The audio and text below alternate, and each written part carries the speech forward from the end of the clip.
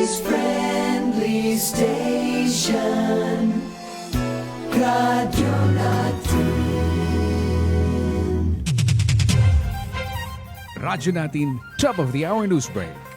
Magandang gabi po sa inyong lahat, mga igan. Nakakita po ating balita sa top of the hour news.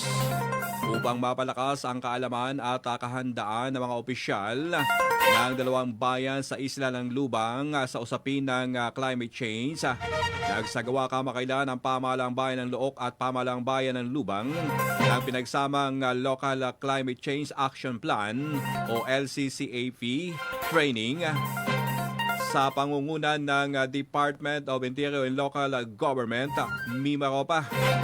Nakatuon ang pagsasanay sa pagpapahusay ng kakayahan ng mga lokal na pamahalaan na isama ang climate change adoption at mitigation sa kanilang mga plano at programa bilang bahagi ng paghahanda ng mga komunidad laban sa epekto ng pagbabago ng klima.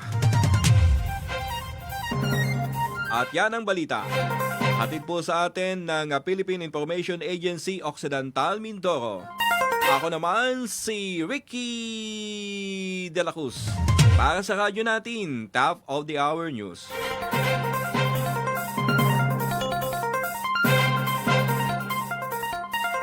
Radyo Natin, top of the hour news break.